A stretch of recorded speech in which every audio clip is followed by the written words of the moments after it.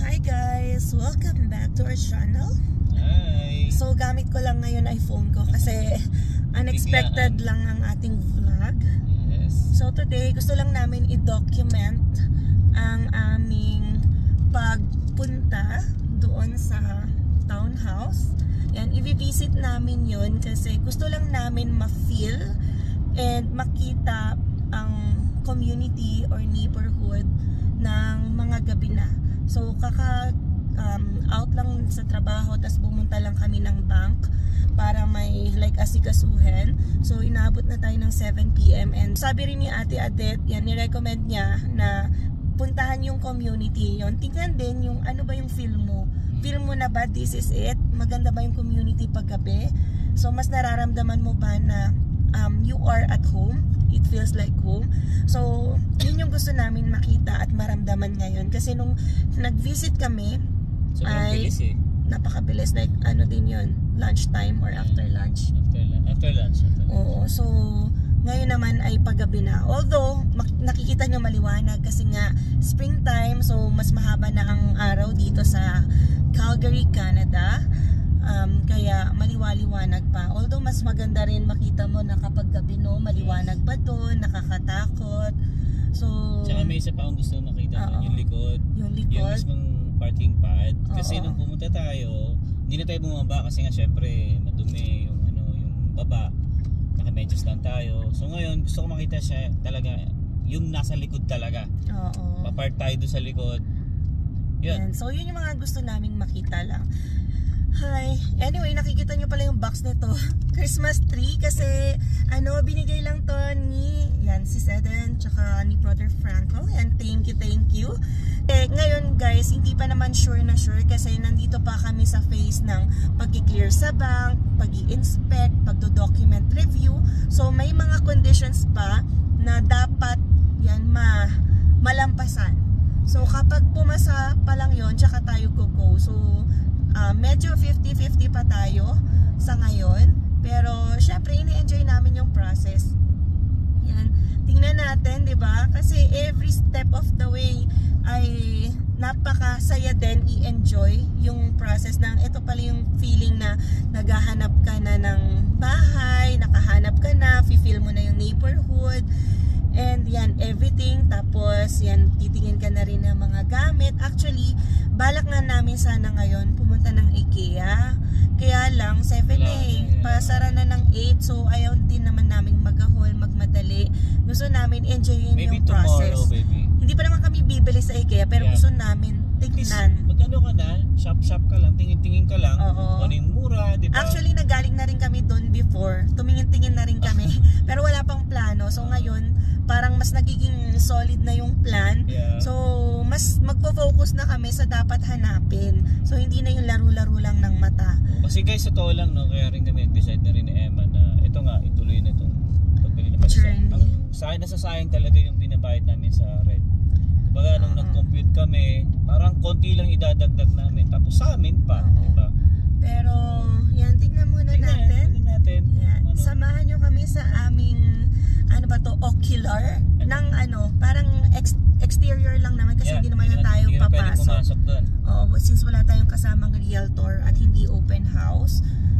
So hi, ayan, nakaka-enjoy ng feeling. So pakita ko nga pala ang aming daan. Nandito na tayo sa Deerfoot Trail. Papunta tayo sa Copperfield. Yun, Copperfield yung community. Huwag mo na sabihin. Yan. So, ito yung daan papunta doon sa titingnan nating townhouse. And hopefully, kapag diba, ibigay ni Lord kung aayon. Yeah, para sa atin. Yun, kasi para wala pa rin naman talagang continuous praying lang kami. Yeah. So, wait lang muna guys, no? Biyahe muna tayo. So, yan guys, no? Nandito na tayo sa 130 Avenue. 7 minutes away doon sa pupuntahan natin. Ayun, may Walmart na dito. Oo nga, laki. Nandito yung South Trail Crossing. Winners. Ang daming establishments dito. Kasi dito ako, baby, nung naliligaw ako ng bus, dito ako bumababa para bumalik sa 302. So, ang daming establishments dito. Parang somehow mini downtown ng mga taga-south, no? Laki. So, yun nga guys, sinisilip namin kung ano yung ito, meron dito. Ayan, Walmart, Marks, GameStop, Rickman's, Carter's. Ano pa yun nandyan? Safeway. Oh, ano, Home Depot. Meron din pala dito. Ayun, may McDonald's. Earls. Diba? So, maganda yung ano niya, maganda yung community. Diba? Edo Japan. Ano pang meron dito? Costco kaya? Malapit like kaya? At least 6 minutes away lang. Tas Rona, Earls, Cobb Spreads, Pizza 73, The Brick, Petland. So maganda dito. May McDonald's, tapos may place pa yung McDonald's. Kasi hindi lahat ng McDonald's may place. At least, diba? Yeah, ganda ng community. So, move pa tayo dun. Lapit na. 6 minutes na lang. Samahan nyo kami. So, ganito yung like ocular namin. Tingnan natin yung daan, yung paligid, mga establishments na malalapit. Oh, may Popeyes, baby. Popeyes, So, lagi ako nagkikrave sa Popeyes na boneless chicken na garlic parmesan flavor. Diyos mio. Oh, ang ganda. Ang haba naman. May mini pond na madadaanan. And then, nandito na yung New Brighton Park. Yan, base sa mapa. Ito. Oh, sunod-sunod rin pala. Ito yun, no? Yung park. Ganda, oh. Diba?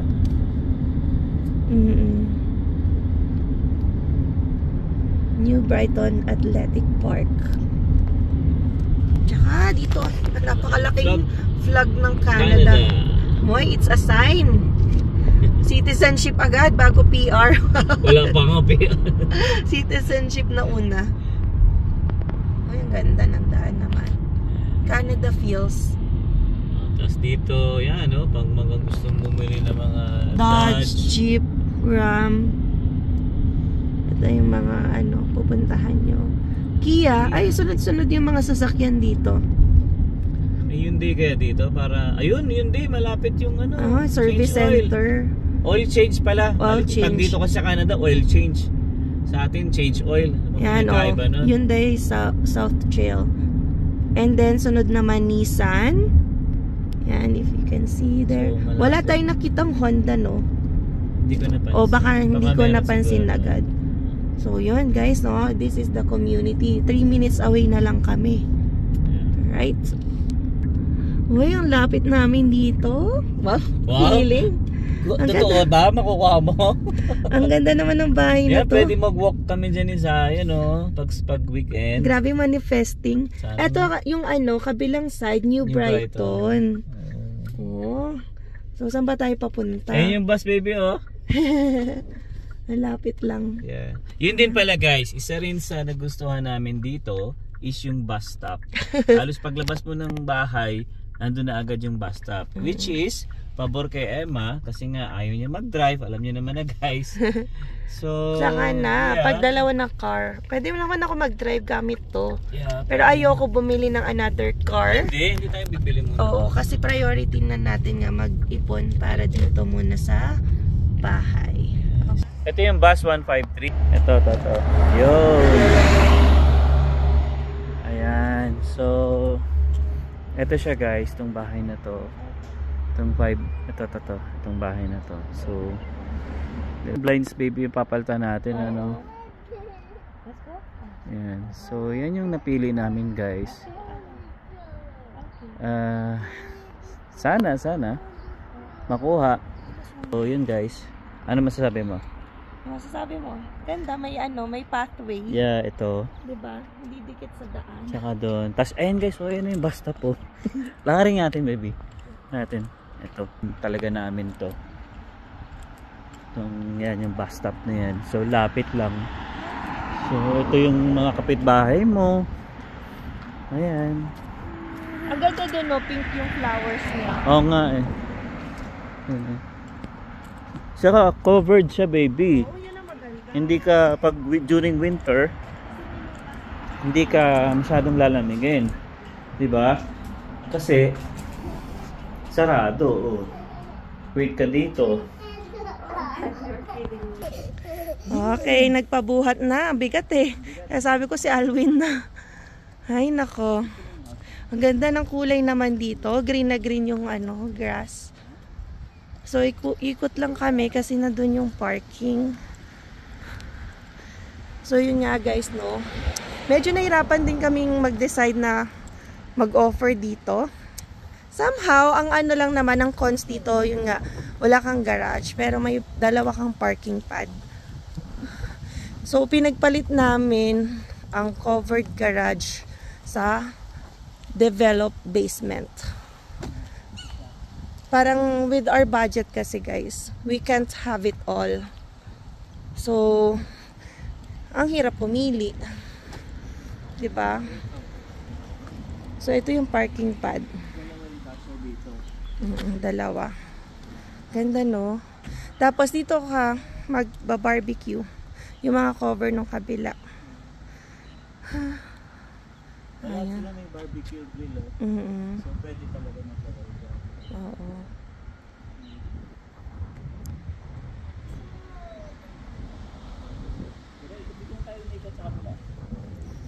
Diba? Ang ano lang dito, yung row nila, ilang bang houses? 1, 2, 3. 1, 2, 3, 4, 5. Parang 5 na. Ito, wala nang hagdan dito. Ah, may garage dito. Dito may garage, pero wala, mawawalan sila ng basement. Oh, so different builds din. Nasa sayo kung anong unit pipiliin mo. Diba? Kamusta? Ang ganda. Ganda, di ba? Ganda ng kulay. Tapos, kapag nainip ka, punta ka na lang dun sa may pond na nakita natin, o kaya playground for Zion. Lakarin lang. Basta maganda weather, ha. Ayoko rin maglakad pag snow na. Siyempre. Yeah. So, ito na. Nakaikot na kami, diba? Ang bilis lang. Hindi mo kasi tayo pwede pumasok dahil... So, pwede pa mag-park yung visitors dito in front. Yan, dito kami nag-park. Ayan yung puti. Yun na. Diba? Ikaw, ano mo masasabi mo? Okay, kasi katapat mo yung bus stop. Yung feel ko yung iba malalayo pa eh. Kasi wala kang matanaw dito sa side na to.